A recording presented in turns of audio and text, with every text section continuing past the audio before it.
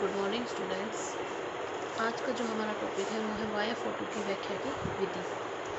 ठीक है, हमारी पृथ्वी कैसी है? 3D डायमेंशन है। हमारी जो अर्थ है वो 3D है। क्या उसमें हमारे अर्थ में क्या होता है? उसकी लंबाई होती है 3D, यानी कि एक तो होता है लंबाई और चौड़ाई, और एक हमारी पृथ्वी की गहराई भी होती है। तो हमारी पृथ्वी की लंबाई, चौड़ाई और गहराई तीनों है, तो इसको हम 3D बोलते हैं। तो हमारी जो ऐसी पृथ्वी है, जो हमारी 3D जो अर्थ है, उस पर विभिन्न लक्ष्यों की पहचान करने की कला और जो तकनीक होती है ना, उसी को हम वाया फोटोग्राफी बोलते हैं, एरियल फोटोग्राफी बोलते हैं। जो हमारे भूतल है, जो हमारा धरातल है, उस पर उपस्थित जो विभिन्न वस्तु है ना, उनके समूह को पहचानना उनका प्रतिरूप होता है। इसके संबंध में दो फोटोग्राफी आपकी विकसित होती है, दो विधियाँ होती हैं।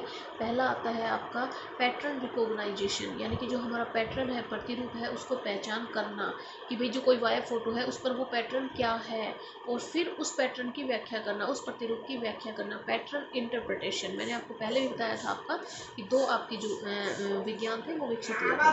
तो अब उसमें जो वाया फोटो है उसमें लक्षणों को पहचान और उसकी व्याख्या करने के लिए हमें बहुत अनुभव की आवश्यकता होती है, और यह कार्य है वो निम्नलिखित जो शीर्षक है, आगे जो हम पॉइंट पढ़ेंगे उनके द्वारा ही संभव है। तो जिसमें पहले आती है हमारी स्थलाकृति।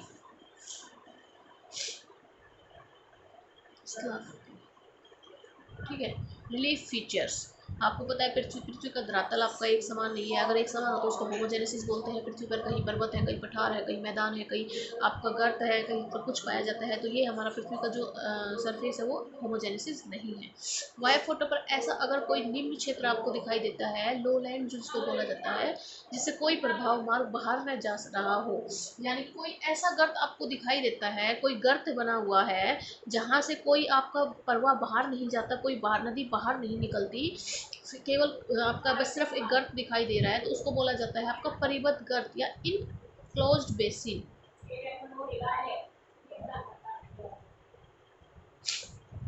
इनक्लोज्ड बेसिन यानी कि ये जो बेसिन है ये बंद है, यहाँ से कोई प्रवाह बाहर नहीं जा रहा है। और अगर कोई प्रवाह बाहर जा रहा है, कोई नदी बाहर निकल रही है, तो उसको दर्शाने के लिए क्या कहा जाता है? उसको वैली कहा जाता है, और उसको रेखी गर्त कहा जाता है। सेकंड, आपका कैसे पहचान सकते हो? अगर उच्चावच कम है, अगर हाइट कम है, तो उसको क्या बोलेंगे? मैदान बोलेंगे। अगर मध्यम हाइट का है तो उसको क्या बोल देंगे? पठार बोल देंगे। और अगर हाइट बहुत ज़्यादा है तो वो क्या होता है? आपका पर्वत होता है।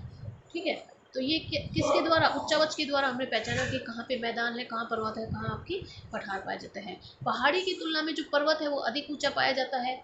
किसी पहाड़ी की एक चोटी होती है जिसका ढाल चारों तरफ होता है। ठीक है, तो ये आपका कुछ पहचानने के हमारे क्या होते हैं? फीचर्स होते हैं। सेकंड आता है आपका जल का प्रवाह, जल प्रवाह के तत्व।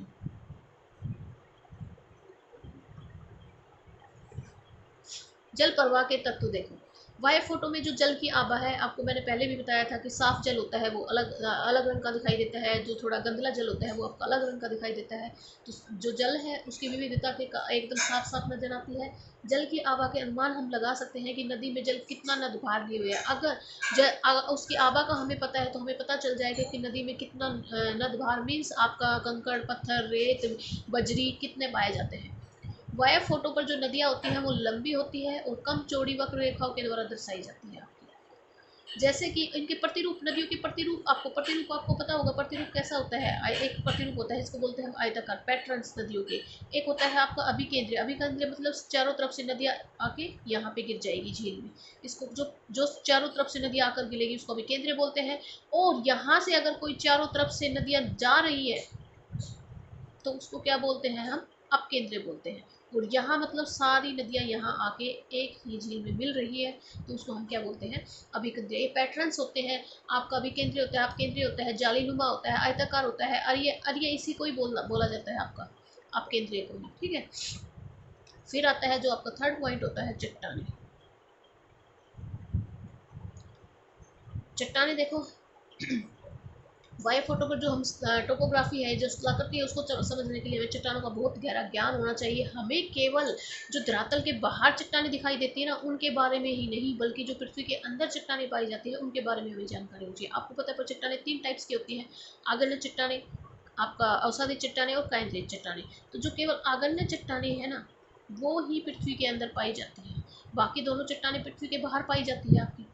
ठीक है, तो हमें इसके बारे में, चट्टानों के बारे में बहुत जानकारी होनी चाहिए, तभी हम उसकी आपकी व्याख्या कर सकते हैं। इसके लिए कुछ पॉइंट्स हैं जो हम सब बता देती हूँ मैं आपको। पहला पॉइंट होता है, अगर आपका जो वायु फोटो है उस पर काले गहरे और जो खनिजों से बनी चट्टानें होती है ना, वो प्रकाश का कम परावर्तन करेंगी। यानी कि जिन चट्टानों में खनिज पाए जाएंगे, जिन चट्टानों में आपके गहरे कण पाए जाएंगे, वो चट्टानों का कम परावर्तन करेगी। जबकि जो हल्के रंग की चट्टानें होती है ना, वो प्रकाश का अधिक परावर्तन करती है। ये प्रकाश के आधार पर, उनके आभा के आधार पर बताया गया है कि वो किस प्रकार से आपका परावर्तन करती है। सेकंड आता है, जो खुरदरी संरचना वाली जो चट्टानें होती हैं आपकी, या जो सूक्ष्म संरचना वाली जो चट्टानें होती हैं, वो प्रकाश का अधिक परावर्तन करेगी। अम्लीय चट्टानें आपको पता होगा, वैसे तो मैंने आपको बताया आगन्य चट्टानें, अवसादी चट्टानें और कांतिक चट्टानें, और इनको दो भागों में और बांटा गया है, जिसको बोलते हैं अम्लीय चट्टानें और बेसिक पैथिक या बेसाल्ट। अम्लीय चट्टानें, क्षारीय चट्टानें, क्षारीय बोलते हैं इसको, बेसाल्ट बोलते हैं, पैथिक बोलते हैं इसको, बेसिक बोलते हैं इंग्लिश में बोले तो इसको बेसिक, इसको एसिडिक। ठीक है, अम्लीय चट्टानें और बेसिक चट्टानें। तो जो अम्लीय चट्टानें हैं, जो एसिडिक चट्टानें हैं, वो जो आपका बेसाल्ट चट्टान है या जो पैथिक जो चट्टानें होती हैं, उनकी अपेक्षा अधिक परावर्तन करती है। ये मतलब अम्लीय चट्टानें हैं, ये क्या करती है, प्रकाश का अधिक परावर्तन कर देती है।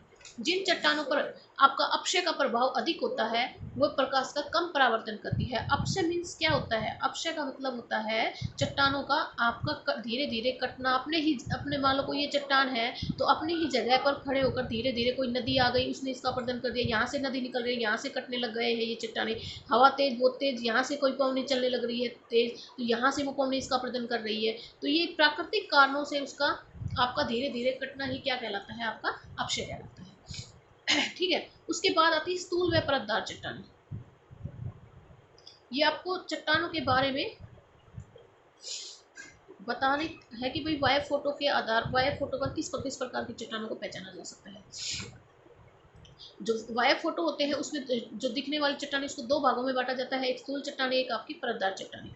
ज्यादातर जो कायांतरित और आगन्य जो आंतरिक आगन्य चट्टानें होती हैं, वो स्थूल होती है। यानी कि कायांतरित व आंतरिक आगन्य चट्टानें, आपको पता है आगन्य चट्टानें उनको दो भागों में बांटा जाता है, एक आपकी आंतरिक चट्टानें होती है, एक आपके बाह्य आंतरिक चट्टान आगन्य चट्टानें होती है। तो ये दोनों चट्टानें क्या होती हैं, आपकी स्थूल होती हैं। आंतरिक आगन्य चट्टान में आता है आपका बैथोलिथ, लैकोलिथ, फैकोलिथ, डाइक, सिल, ये चट्टानें आती हैं आपकी। जो भारी आगन्य चट्टान होती है, इसमें आपकी ग्रेनाइट आती है, नेफे आती है, इस प्रकार की चट्टान आती है जो बहुत कठोर होती है आपकी। ठीक है, स्थूल चट्टानें क्या होती है, होमोजेनेसिस होती है। होमोजेनेसिस मैंने आपको बताया कि एक जैसी होती है बिल्कुल। ठीक है, उसके बाद इनमें कहीं कहीं पर डाइक और सिलाई भी दिखाई देती है।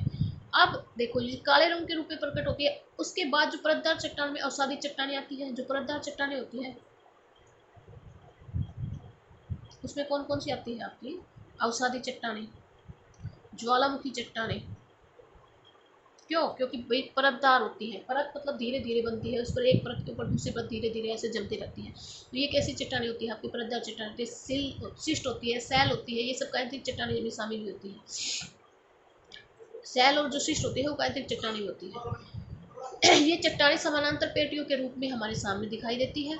उसके बाद जो ग्रेनाइट चट्टानें है, मैंने आपको बताया था ग्रेनाइट चट्टानें कौन सी चट्टानें हैं, बाह्य आगन्य चट्टानें हैं। तो जो ग्रेनाइट चट्टानें है, वो वायु फोटो पर हल्की जो आभा है ना, हल्की घूसर मीन्स ग्रे आभा प्रकट करती है, और शुष्क जलवायु में ये चट्टान आपके गोलाकार दृश्य उत्पन्न करती है। उसके बाद जो ज्वालामुखी चट्टानें होती हैं, वो गहरे रंग की दिखाई देती है। जो ज्वालामुखी चट्टानें हैं वो कैसी दिखाई देती है, आपकी गहरे रंग की, गहरे रंग की आभा आपको दिखाई देती है। और बेसाल्ट इसका अच्छा उदाहरण है। बलवा पत्थर, बलवा पत्थर पता है आपको, एक पर्वश्य चट्टानें होती है। पर्वश्य मीन्स उसमें जल आसानी से आपका जल अंदर चला जाता है, अर्थात इस चट्टान में जल घुल जाता है, और इस चट्टान पर पेड़ और झाड़ियाँ है वो उनका बहुत अधिक आवरण बन जाता है, और ये हल्की लाइट ग्रे टोन दिखाई देती है। जो बेसाल्ट चट्टान है वो कैसी दिखाई देगी, हल्की धूसर, धूसर मीन आपका ग्रे, लाइट ग्रे कलर की दिखाई देगी। सैल जो चट्टानें होती हैं उस पर घास उगी हुई होती है, और ये गहरी धूसर आभा को दिखाती है। उसके बाद आता है चूना पत्थर चट्टानें। आपको पता होगा चूना पत्थर भी क्या है, चूना पत्थर, चूना है, जल में घुल जाता है, तो ये अवसादी चट्टान का उदाहरण है।